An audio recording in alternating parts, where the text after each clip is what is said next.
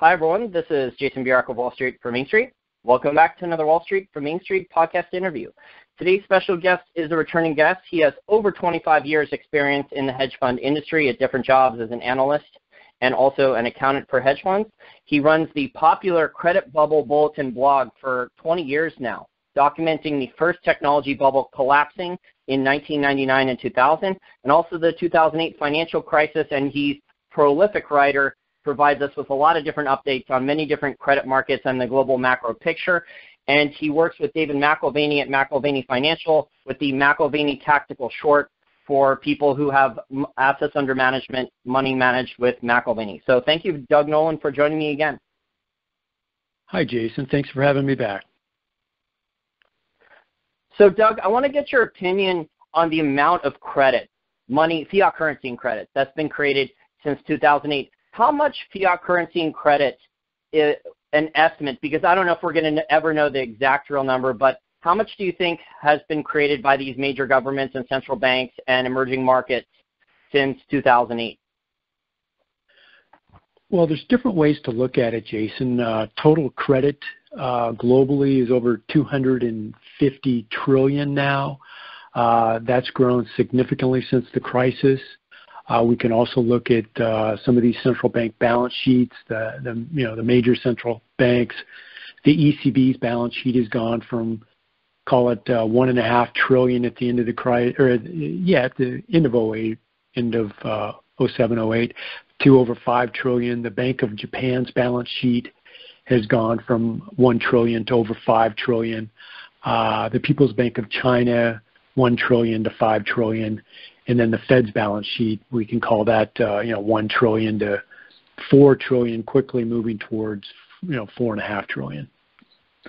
And then, the emerging markets, you've had basically, growth in central bank balance sheets across the board. I've, going back, a decade ago, after the central banks started to reflate, I referred to this, warned against the unfolding global government finance bubble, and it certainly exceeded my expectations.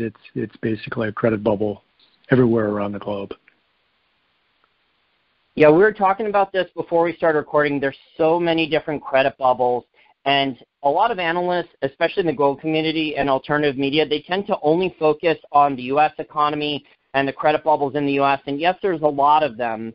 We could talk about them individually. So there's the shale oil bubble. I was just watching. I didn't finish it before this interview started recording on Christmas Eve, Tuesday, December 24, 2019.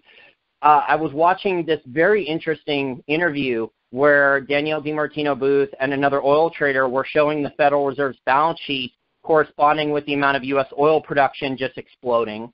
So it looks like the Fed helped subsidize the shale oil boom. So I think that's a credit bubble considering the junk bonds that have been issued. You have the subprime auto loan, the student loan debt bubble, you have credit cards, you have so many other, the leveraged loans. Oh yeah, the leveraged loans are enormous. The Fed just put out last month in November a financial stability report, and one of the fastest growing amounts of credit in the U.S. economy is leveraged loans. So there's not only are those credit bubbles in the U.S., but there's also so many of them globally. I know you've been doing this a lot longer than me. Is it easier for you to tell which ones are worse than others? There's kind of a joke over the years with following these credit and speculative bubbles where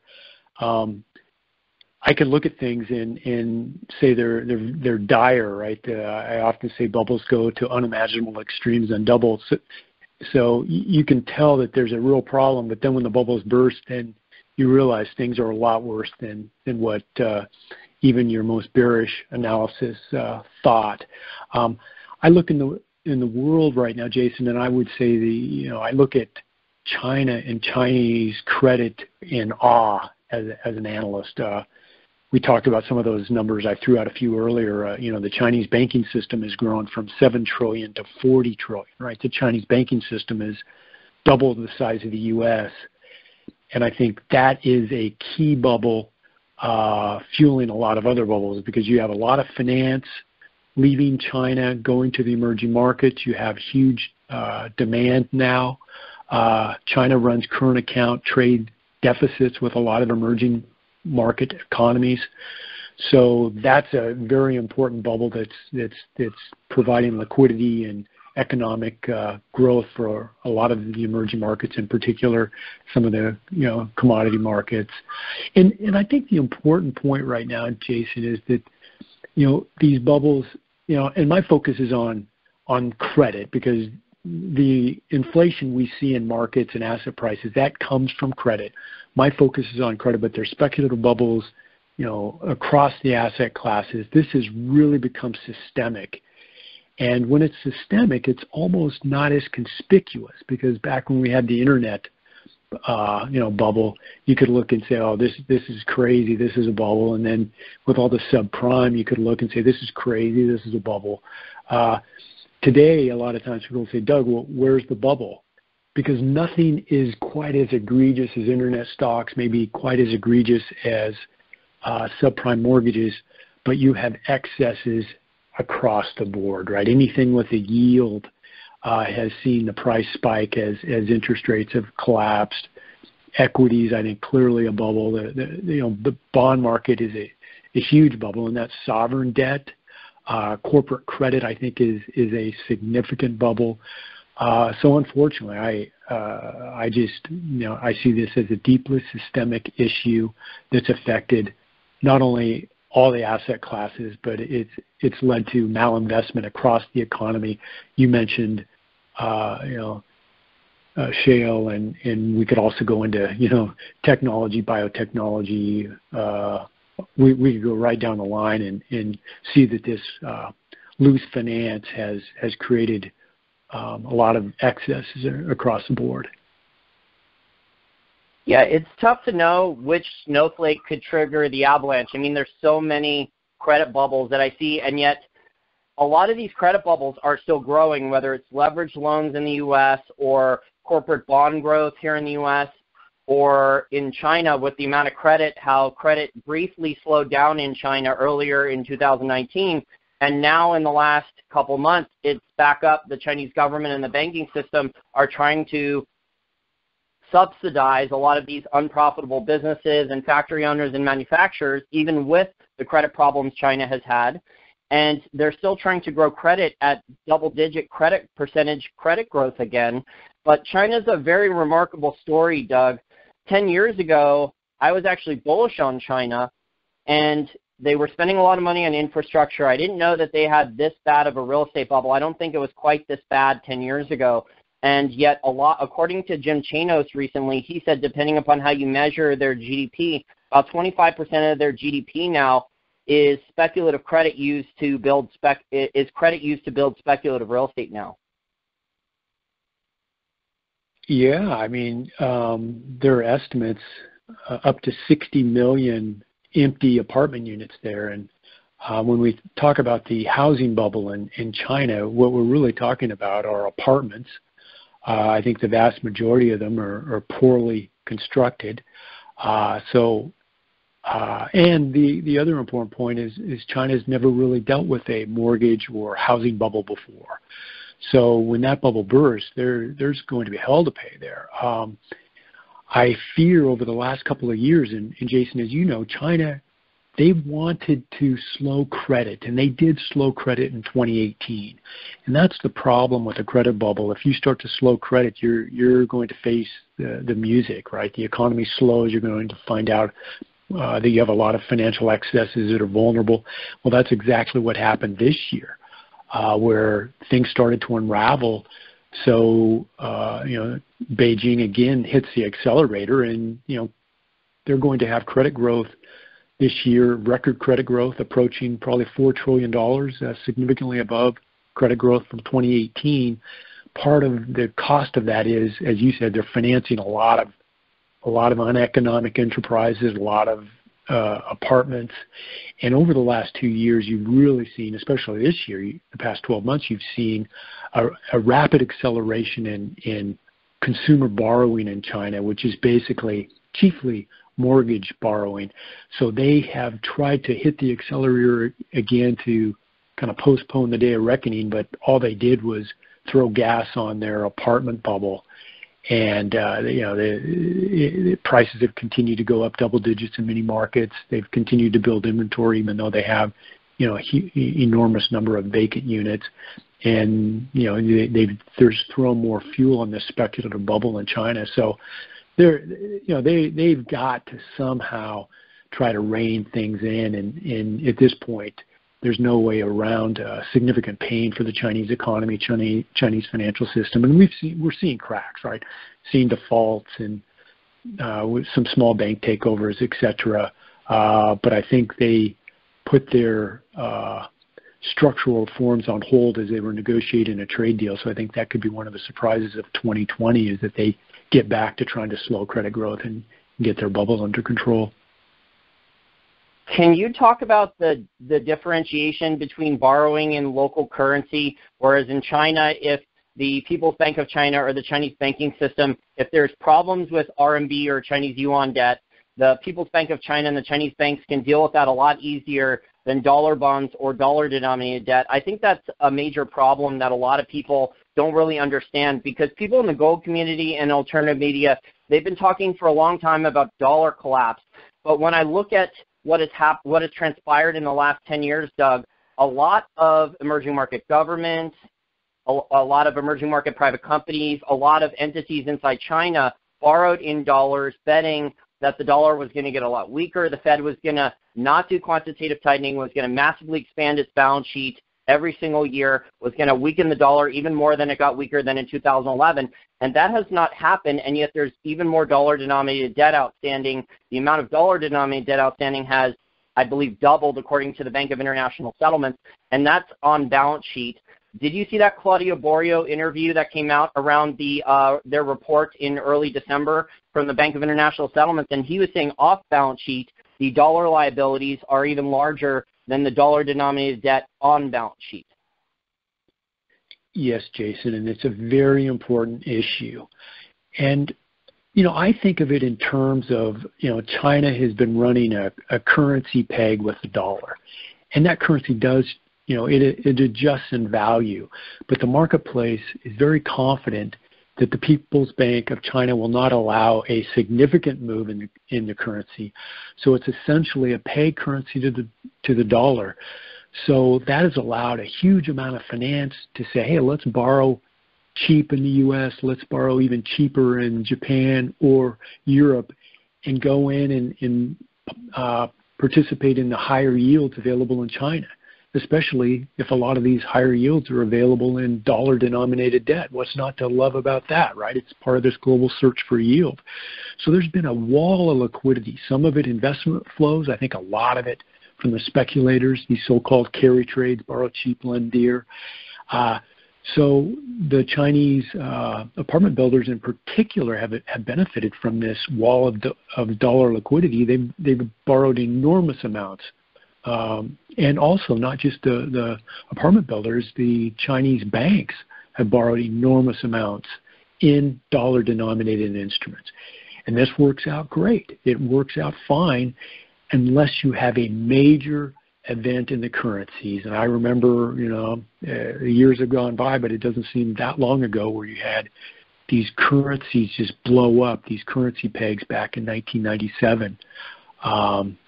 Thailand, Indonesia, Malaysia, South Korea, it was a debacle because once a currency peg breaks, then the borrowers that owe foreign denominated debt can't service that debt because they have local currency revenues. So I think this is all set up for a major dislocation at some point. I think part of the story here in China is to keep their bubble going. Again, I mentioned that they could have upwards of $4 trillion worth of credit creation this year, a lot of it poor quality.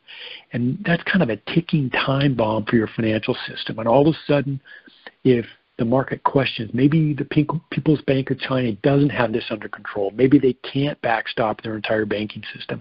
And all of a sudden, if you have hot money leaving China, then this story changes and it could change significantly. And keep in mind that one of the consequences of all this QE, and that's how we kind of started the interview. We were talking about these trillion-dollar growth in these central bank balance sheets. A lot of this created liquidity that ended up in China, right? They ran these huge, trade surpluses with the world, built up this war chest of $4 trillion. And with that war chest, then it seemed like their currency was bulletproof. No amount of excesses would impact the perception of the soundness of their currency because they had $4 trillion worth of reserves. Well, what has happened? They now have $3 trillion worth of reserves, and their credit system has grown dramatically. So I think there'll come a point where the markets will question the soundness, the solvency of the Chinese financial sector, and with that, they'll question that currency. And at some point, I think that so-called currency peg breaks with major ramifications for China and global finance, across around the world. And the People's Bank of China has warned Chinese firms that they can't help them with their dollar-denominated debt, and they've actually told these state-owned enterprises, these Chinese businesses, to stop borrowing in dollar-denominated debt, because they're already having problems managing those firms, preventing bankruptcies. We just had a large state-owned enterprise firm in China. I think they were a commodities trading firm that they defaulted on their dollar bonds, and there's been a number of news stories about defaults on dollar bonds. So do these dollar bonds, I think I've tried to explain this to my podcast listeners, this much dollar-denominated debt outstanding, that means there's more demand for dollars, at least in the short term, to make payments on those dollar bonds. Otherwise, these entities, these private businesses or state-owned enterprises or governments that overborrowed in dollars, if they can't at least make short-term interest payments on their dollar bonds, they default immediately, right? So that is what's creating I would say it's counterintuitive demand for dollars when you see so many governments, whether it's China, Russia, emerging markets, talk about wanting to get rid of the dollar, but their behavior is different than their talk because they borrowed so much in dollars and they have high demand for dollars to pay them back, to at least make some payments on their dollar bonds right now. Yeah, that's right. And I would argue that as long as global finance is as loose as it is now, right, where, there's liquidity slushing around everywhere, then these companies may, generally can continue to access the markets, and they have been. We've seen some exceptions. We've seen some signs of stress at the fringe of these dollar bond markets, and I think there was a scare in Beijing over the summer when that currency came under pressure in August, September, broke through that key 7 psychological level against the dollar. I think there was real concern at that point. What happens if this currency gets away from them and these companies are stuck with all this debt? So I think that was, they had a little bit of the fear of God in them. And I think at that point the message went out, don't continue to build up dollar, debt balances. So I think there'll be less borrowing next year, but even this year there was significant dollar borrowing by the Chinese corporations. If the dollar either stays at these levels on the dollar index or the trade-weighted dollar, are we going to potentially see a Plaza Accord? For our listeners who are not familiar with the Plaza Accord, there was a number of key details in it. Japan, and correct me if I'm wrong about this, you would probably, you were around in financial markets longer than me, but Japan and Germany wanted a weaker dollar because the dollar was too strong. They were having similar problems to now with their dollar bonds, borrowing in dollars, and the U.S. agreed to devalue the dollar 50% for them, but in exchange for that, the U.S. got beneficial trade agreements with Japan and Germany that helped bring more factory jobs back to the U.S. Is that correct? Yeah, and my recollection, the main issue was you had these huge global imbalances, or just growing, especially the U.S. trade deficit with Japan and to a certain extent Europe also, and that was the initial part of kind of the world's being inundated with dollars from these trade deficits, and there was an effort to try to correct these imbalances. So, they thought they could do that through the currency markets, and, the effects were only temporary, and then the excesses just continued. And, one of the consequences was, you had in Japan they lowered interest rates and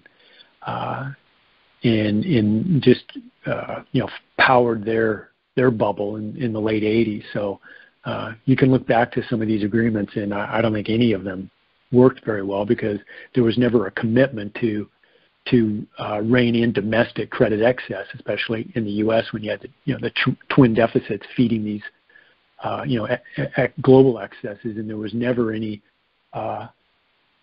determination in the U.S. to tighten monetary policy and correct these imbalances. So this has kind of been an ongoing story now for 30 years with trade deficits and different currency agreements. None of them have succeeded. So in the last couple of weeks, Doug, you put out a blog article talking about Repo Madness, which I came up with a couple days after September 17th. It became public. The Federal Reserve announced a statement that they were going to do these large amounts of overnight term repos, and then within, I think, about 10 days, we started getting the term repos, and now we have even more term repos, and it's becoming totally crazy and bonkers, where every 2 or 3 weeks now we get a press release from the New York Fed announcing either new term repos, longer duration term repos. The term repos or overnight repos are larger in size. So you wrote in your article that this repo problem is global. It's not just in the U.S. repo market. It's also in Europe. It's also in Asia. What do you think is at the heart of it? Is it because of what the Bank of International Settlements said in their recent report, that it's because the U.S. Treasuries and the large U.S. banks had too much Treasuries and not enough cash and reserves, and also hedge funds borrowing in repo and then doing leveraged trades, and those trades are going bad? Yeah, and this gets really complex. And I don't think anyone really has a good feeling for, these, I call them the funding markets. Basically, it's funding security speculation. And it used to just be big in the U.S. It's now big globally. Bloomberg referenced a $9 trillion repo market in Europe now. There's a big repo market in Japan.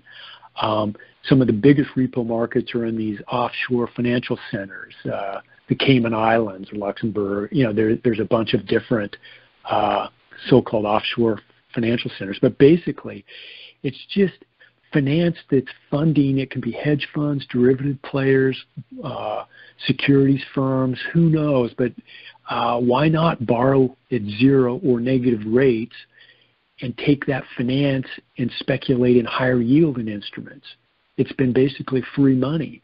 So I think this has been going on, and this could be tens of trillions of dollars globally, right? This is a huge, huge market. Throw in Hong Kong, Singapore, Shanghai. I think there are some misunderstandings as far as this repo issue. In September, when our repo market dislocated here, well, that only followed a couple of months after you had a similar dislocation in the Chinese repo market, right? This repo market dislocation in the U.S. followed basically a week after a spike in yields.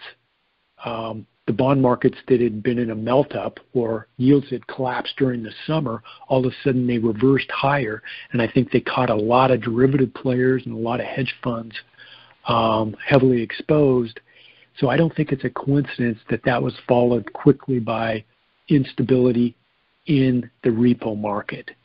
So there was talk at the time that there were treasury auctions and there were corporate tax payments and this and that, causing exacerbating this quarter-end funding pressure. But I think it was just a de-risking, deleveraging development. And all of a sudden, when you put on this leverage, it creates liquidity. It's like magic. Well, when you take off the leverage, you basically collapse that security credit and liquidity disappears, and that's what we saw in September with the repo market. Well, after that, the Fed was very concerned, and they started their aggressive repo operations. I think they've added like $330 billion of liquidity. Their balance sheet has grown that in the past 3 months or so. And there was a lot of concern for repo market instability at year end. Kind of reminded me of Y2K and all the kind of the excessive concern. Well, anyway, we didn't have de-risking, deleveraging here at the end of the year. We didn't have the hedge funds upside down on trades. We didn't have that bond market spiking higher. So we didn't have that de-risking, deleveraging, and the repo issues. So instead, the Fed added all this liquidity and helped, fuel the stock, fan the stock market bubble. And now the market thinks everything's great. Optimism is, extreme. And in the meantime, I think the Fed's operations only increase the amount of speculative leverage in the markets, not just here, but globally, which means we're, the table's set for another risk-off event at some point. You never really know when these are coming. But I think at this point, it's fair to say that when it does come, it will be destabilizing.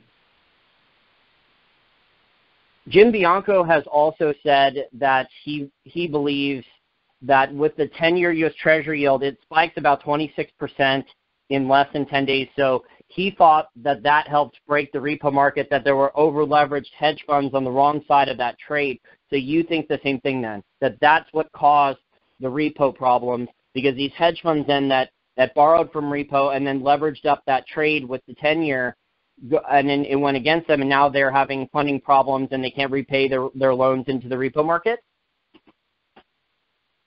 Yeah, and you referenced my article a few weeks back, the Repo Madness, and what that was my quarterly review of the Federal Reserve's Z1, their flow of funds data, which is actually a very comprehensive data of credit growth in the U.S. by sector.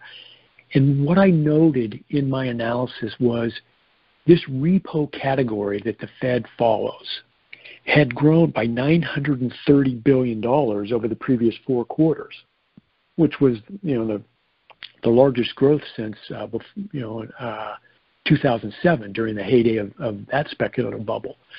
So what had happened is when yields are collapsing, it's free money to borrow at near zero interest rates and buy a bond, and you get the coupon plus you get the capital appreciation. So the hedge funds and the Wall Street firms and all the derivative players, I think everybody was diving in to play this market melt up, especially over the summer, putting on a lot of leverage. There's talk of some of these hedge fund strategies can be 10, 15% times leveraged.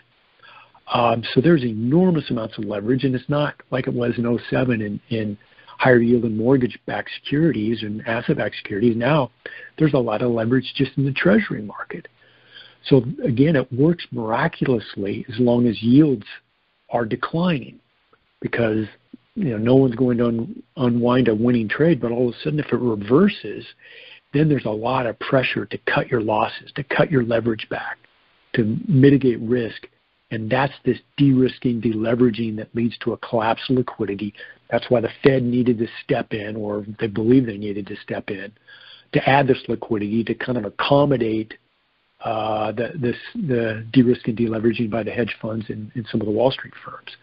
The problem is, and Chairman Powell's even saying that they're not trying to completely erase volatility in your repo market, because they know that you need to have some volatility or everybody's just going to leverage up and it'll be completely reckless.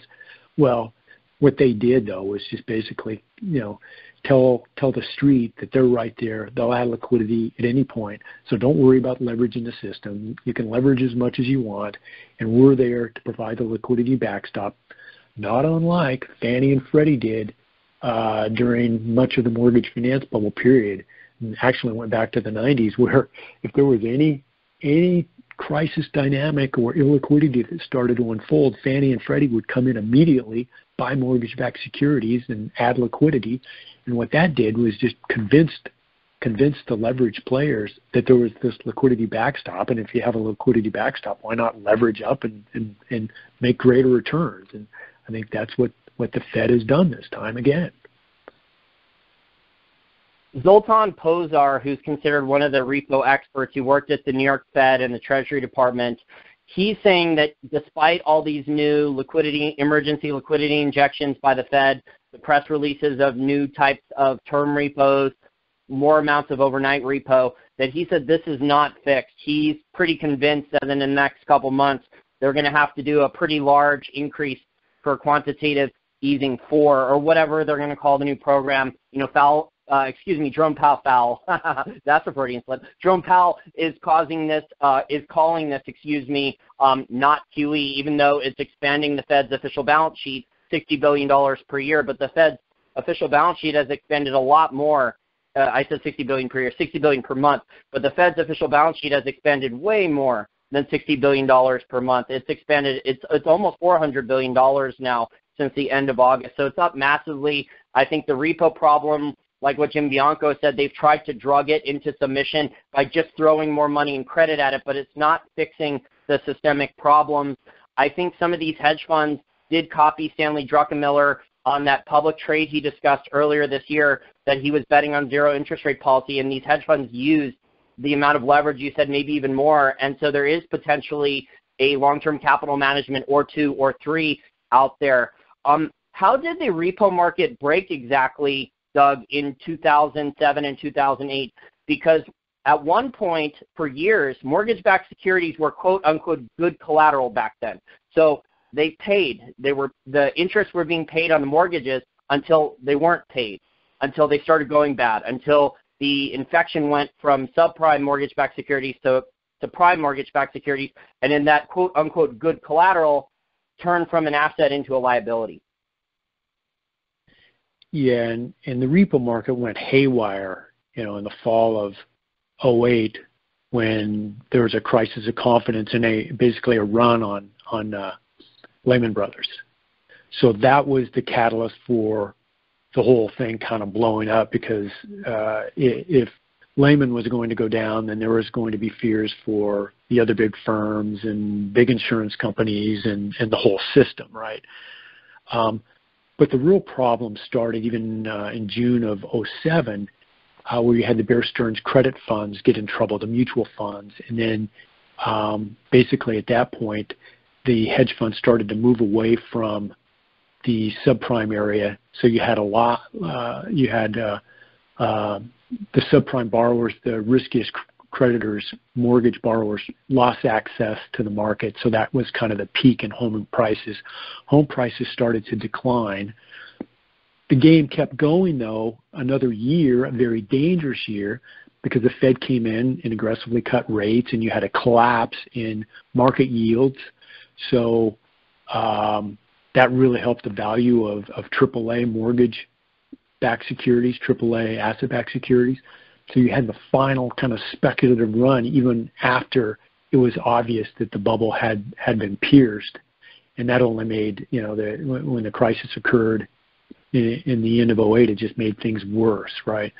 I would look at this a little differently. Let's look at the big picture here. And I have argued that contemporary finance, what we're talking about is all the asset-backed securities, mortgage-backed securities, the GSEs, the Wall Street firms, all the derivatives, all of that, let's call that contemporary finance, as opposed to the old bank credit, where bank lending, bank loans drew, that was what drove credit creation.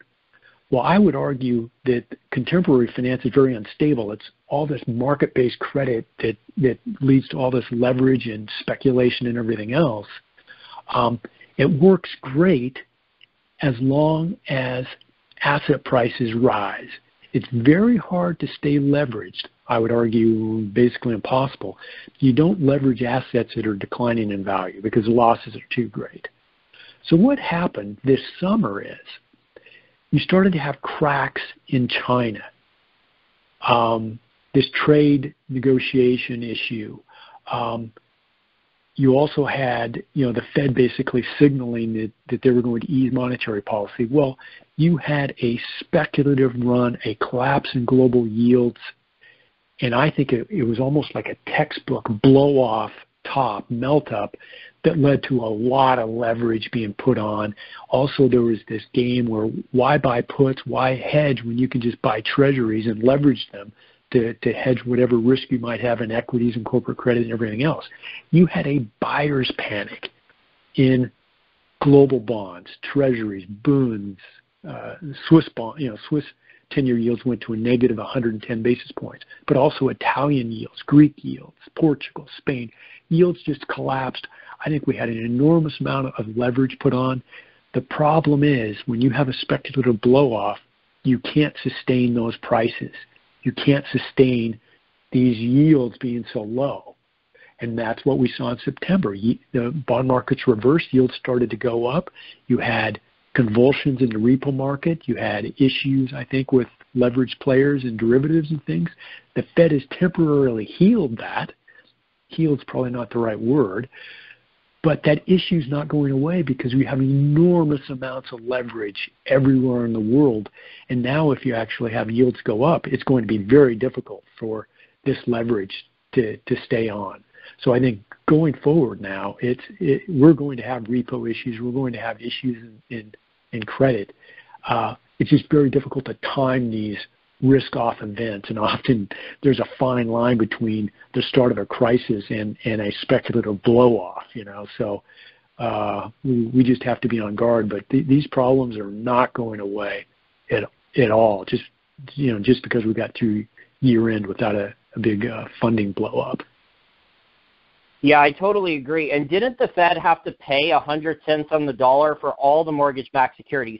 So some of these were literally worth pennies on the dollar or zero, and the Fed was paying full price for them, first with the repo market because the Fed stepped into the repo market, and they were funding it massively prior to the 2009 interventions with the TARP program and the QE programs, because those replaced the Fed's massive interventions in the repo market, right? So could we see a scenario where the Fed's going to have to start doing massive bailouts with some of this junk that these hedge funds or banks are going to be unloading to the Fed, and it may be worth pennies on the dollar, it may be worth zero, but the Fed's going to end up paying 100 cents on the dollar to keep those balance sheets, those leveraged balance sheets propped up, because if those hedge funds or banks have to write down those losses with the leverage they have, that's big, big trouble. Yeah, that's right, Jason. And let's relive a little bit of history, because there was a very fascinating dynamic that happened in 08, 09. Actually, it was probably more 09. That doesn't get much attention.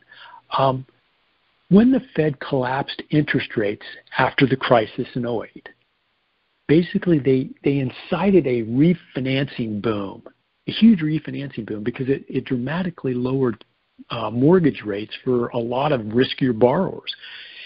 So during this refinancing boom, there was a lot of pay down of high interest rate mortgages that were refied into Fannie and Freddie mortgages. So it was just a wonderful mechanism for the Fed to kind of bail out the asset-backed market, convert a lot of high yield problem mortgages into Fannie and Freddie mortgages, and then they ended up in the marketplace buying, $1 trillion worth of mortgage-backed securities. So this was a way to get a lot of problem credit out of the street, away from the Wall Street firms, away from the hedge funds, onto the Fed's balance sheet. It helped the household sector too, because a lot of mortgage, payments were reduced significantly. Going forward, this is a different dynamic, because a lot of the credit excess during this period is corporate credit. This isn't going to be easy to all of a sudden get a Fannie and Freddie stamp on it, convert it immediately to AAA, and put it on your balance sheet. So this is going to be a more difficult dynamic when this bubble bursts. I'm not quite sure how the Fed's going to pull it off, but they're going to end up buying, I think, a lot of corporate debt, because I don't think they'll have any choice. In the meantime, we could see our fiscal deficits easily reach $1.5 to $2 trillion annually. I don't know who's going to buy all that debt. Maybe the Fed will buy that too. And I've made the prediction that the Fed's balance sheet will likely go to $10 trillion during the next crisis. And basically, I just said it'll double again. We've watched it double repeatedly, 1 to 2 trillion, 2 to 4. And so I think it's going to 10, and it's just going to lead to huge, instability in the markets, the currencies, total monetary disorder. I think when they do that, and I think we're already starting to see this year a little bit of how this monetary disorder might just feed these bubbles and lead to, all kinds of mayhem, and we'll just have to wait to see how it unfolds. The European Central Bank is already buying a lot of corporate bonds, right? So they're trying to, it's causing enormous misallocations of capital. It's creating moral hazard. I was reading of a scam where American companies are actually now issuing bonds in Europe, so the European Central Bank will buy them, which is obviously not what the European Central Bank intended, but it's happening on a very large scale now in Europe. So the European Central Bank is distorting both government debt and corporate debt over there. They're buying the corporate debt. You said the Fed will eventually do that. And in the last 12 weeks, Daniel Amerman has been documenting, he says now that the Fed, through different programs, has been monetizing about 90% of the federal government budget deficits on a weekly basis, but only in the last 12 weeks that it started. So I don't know if you've read that article, but I can send it to you after the program. So it's a very compelling argument. But let's talk about, I want your opinion on leveraged loans and collateralized loan obligations. So I've heard people say that it's not that big a deal right now because the market is only about $750 billion, and there's not, to my knowledge, many trillions of dollars in derivatives tied to them. Do you think that this could become a big problem, and that at some point the Fed's going to have to step in, and all these pension funds or banks that are holding the CLOs that are, in a lot of ways, they're very similar to subprime mortgage-backed securities with how they're overvalued on their ratings? Do you think at some point the Fed will have to come in and buy a lot of these things up, expand their balance sheet, and pay 100 cents on the dollar for this stuff when it's either collapsing in value or going down to zero?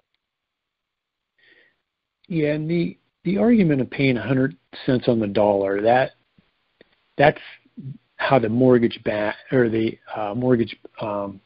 MBS purchase program kind of worked, because that's where they were trading in the marketplace, because they were converted into AAA securities with Fannie and Freddie backing, and not that backing was worth much, but with federal government backing, and yields collapsed, so they were buying them, basically at market prices. The market prices were so distorted.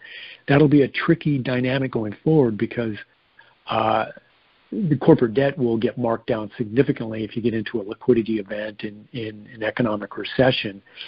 And I don't think it's going to be easy for the Fed just to go in and mark up the price of corporate debt when they buy it, for including it on their balance sheet. And that's kind of what I was saying before. We're going to have to just watch to see how this unfolds. This leveraged loan issue, I think, is significant. We're talking $1 trillion of higher risk credit. The CLO market, I think there's a lot of leverage there. I think there's a lot of derivative activity.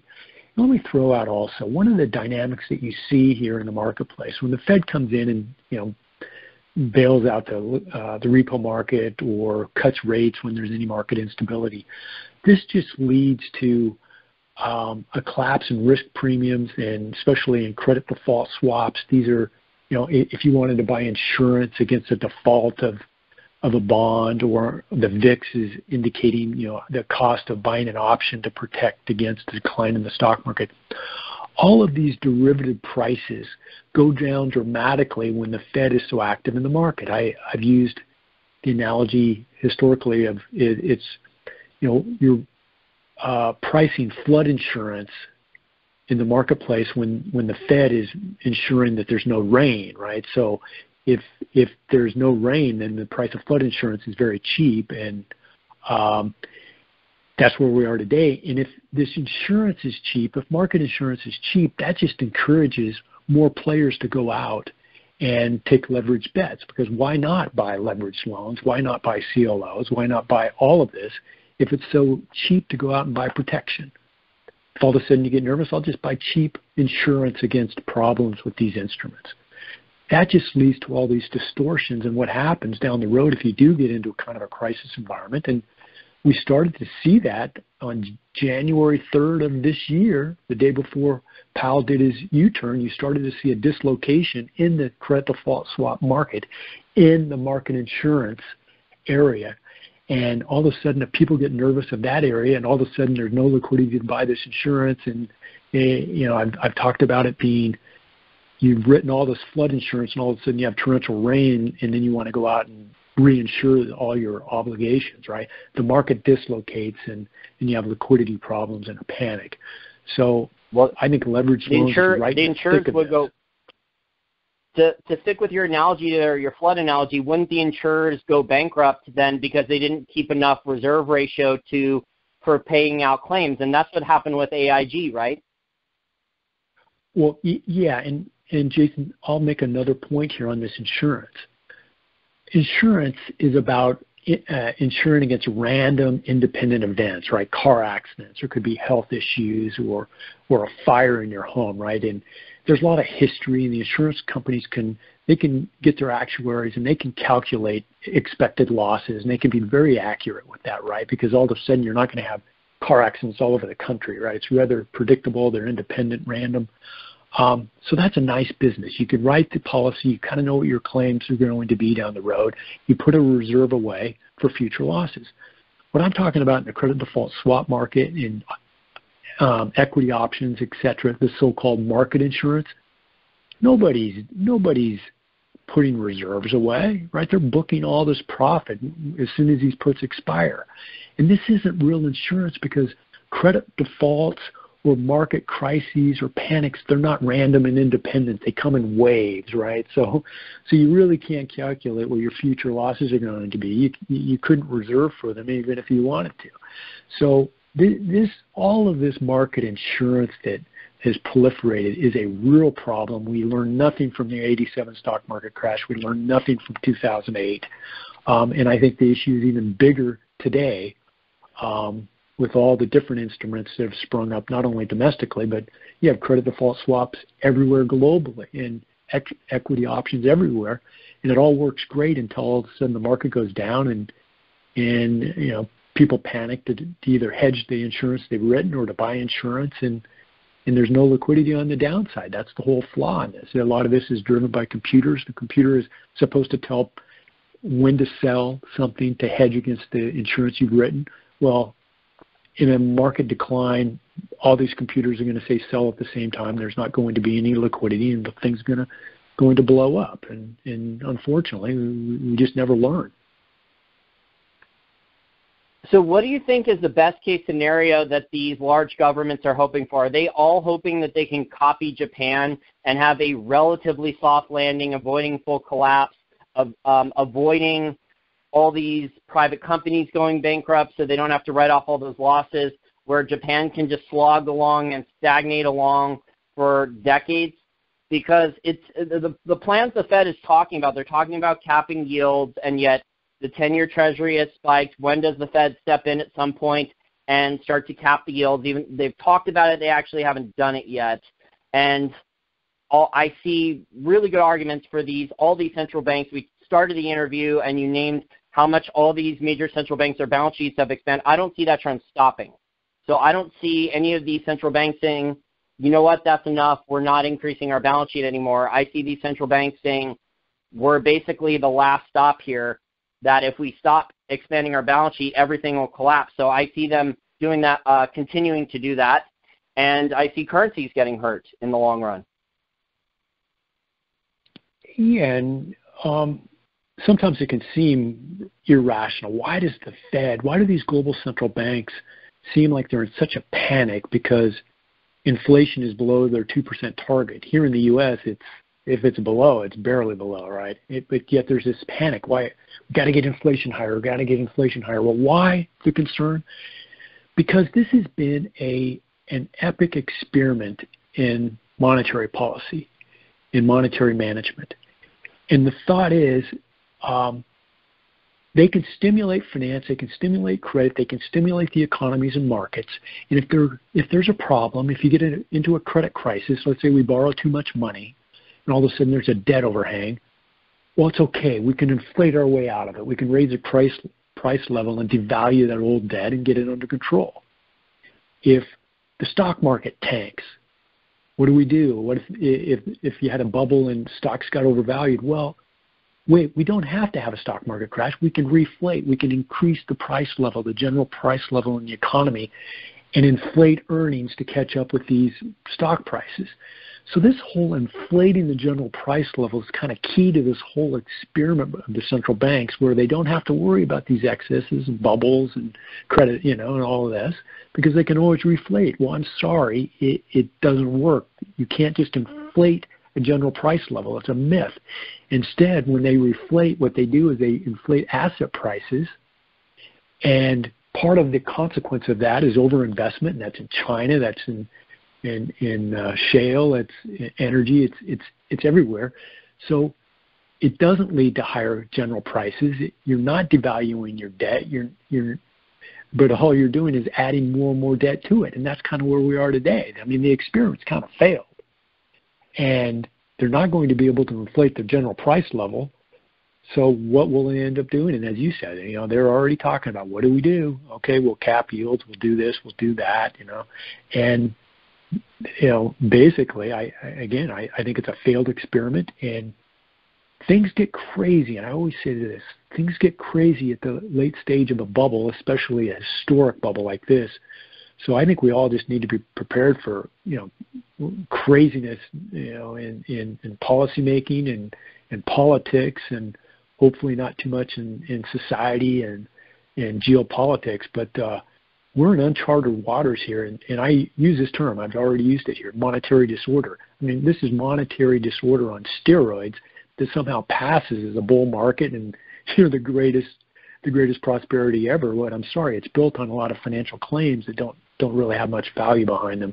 That's going to lead at some point to a crisis of confidence in finance. So that's my long answer to that. And Japan was the only country doing this for decades, and now it looks like they're running out of road finally, because now all these other countries are doing it, and Japan has gotten to a stage where they can't even afford, the government can't afford a 1% increase in interest rates because they have so much debt that a 1% increase in interest rate would wipe out their government budget just paying interest payments on the debt. And now there's a lot of evidence that in the last year or two, Japanese banks are finally starting to have a lot more problems than they've had in 10, 20, 30 years. Yeah, I used to not praise, but I would stick up for the Japanese policymakers. I would defend them against all the ridicule that they weren't reflating more aggressively. That they Ben Bernanke, he argued that Japan's problem was just self-imposed because they weren't inflating aggressively enough. Well, unfortunately, over recent years, they've done exactly what that they shouldn't have done. Right? They've had this massive inflation of the central bank balance sheet of government debt, and now I don't know how they get out of this mess. The only thing they have going for them, though, well, they have a few things going for them. They're manufacturing based. They have a kind of special society, social dynamics. They run trade surpluses and everything. But, what they have going for them is that, there's craziness going on in dollar credit, in euro credit, in Chinese credit, and their credit doesn't look relatively any worse than the competing currencies. Yeah, I think Japan's in some major, major trouble. But so is China, so is emerging markets, so is the European Union, and I think the U.S. has a lot of problems, but I think the U.S. is being given the most rope to hang itself with, if rope in this analogy is credit.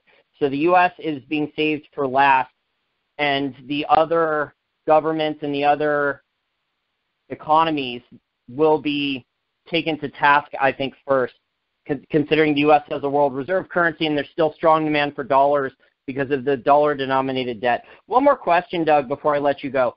So you have this tactical short product. I know you've had success shorting stocks and other commodities and currencies in the past over your long career in the hedge fund industry. What do you think of these governments, whether it's South Korea or others, talking about banning short selling recently? Because I know it's been going around for the last couple of weeks that these governments have either already started to ban short selling in other countries or they're talking about it. What's your opinion on that with short selling? Because I think a lot of short sellers get a bad rap. So I've become friends with a lot more short sellers in the last couple of years, and the perception is that a lot of short sellers are liars, and they're trying to defraud or steal. That's like the perception that a lot of regular mainstream retail investors have. But you can't have a market without buyers and sellers. And it seems that these politicians, they want so much capital gains tax revenue coming in from the stock prices going up, because that's where the majority of capital gains taxes come from. They come from people buying a stock and then selling it for a profit, not from people shorting it. So what's your view on all this and governments talking about banning short sellers? Well, I think in the marketplace, you need shorting. That's part of just, it can add liquidity at times. It also is one of the mechanisms that, creates better price discovery. What we've had over, especially the last couple of years, you've had this huge market rally over recent months. So there's not going to be many short sellers left. What you have then is a situation where stock prices can be forced higher. These stocks can go on a run, and there's no natural sellers there. That leads to just more powerful bubbles. Over the years, there have been some short sellers that have done things that weren't good for the reputation as short sellers, but we've seen plenty of that on the long side also. I've always tried just to have the white hat on, and I don't go out and I don't badmouth companies. I don't even talk about my positions because I don't think it's any benefit. But I do think this, globally, any movement against short selling is just one more indication of kind of the desperation and how these markets are not going to be functioning normally, and there'll be a price to pay for that down the road by doing things that just inflate these bubbles even more. I think you brought up a really important point there, that there's a lot of fraud also from pump and dumpers, especially from Vancouver junior mining stock promoters and some of these exploration companies. So and also biotech companies. You've talked at length for years now about the problems with the technology bubble. We have a lot more Silicon Valley unicorns that are still being issued, although it looks like the IPO market has finally broken down with WeWork, that not as many of these garbage companies that are revenue growth only, lose more and more money, are going to be able to be dumped onto the retail investor. So, I mean, the short sellers get the bad rap, in my opinion. But I think, like you said, there's a lot of problems from long side investments, too, that are not discussed as much as the short sellers with the bad reputation and trying to defraud the public and retail investors. Well, when finance is this loose and you have central banks basically backstopping speculative markets, you're going to have all kinds of shenanigans, right? All kinds of them. And they're clearly out there, and we won't know the extent until the bubble bursts. But this is why you don't want to have an extended period of loose finance and the speculative excess, because you're just asking for trouble, asking for it. Yeah, I totally agree. It's the old Warren Buffett quote, you don't know who's swimming naked until the tide goes out. Exactly. Isn't that the truth? Well, Doug, I've really enjoyed our conversation today. I think our listeners will have learned a lot about credit markets and some of the things that happened in the repo market in 2007 and 2008 and a lot of the different credit bubbles all over the globe. But big picture, there's tons of credit bubbles all over the globe, and it's only probabilities, I would say, at this point, which credit bubbles are worse than others. It's tough to say exactly which credit bubble will pop first. Yeah, and that's why we just have to follow developments, very closely. Absolutely. And thanks a lot, Jason. Really nice chatting today. Excellent. And if my listeners want to go to your excellent Credit Bubble Bulletin blog, which has some amazing articles that you link to for free, talking about all the different stories you track in the global economy, how did they do so? Yeah, that's Credit Bubble Bulletin. That's one word, .blogspot.com. That's my blog. Thanks for mentioning it. Yep, and it's been one of the best free blogs out there for a very, very long time. Try it. Yeah, I do the best I can. I want it free so people have access to what I hope is helpful information. Excellent. Well, keep up the great work, Doug. I appreciate it, and thank you again for your time. Yeah, thank you, Jason. Take care. Bye-bye.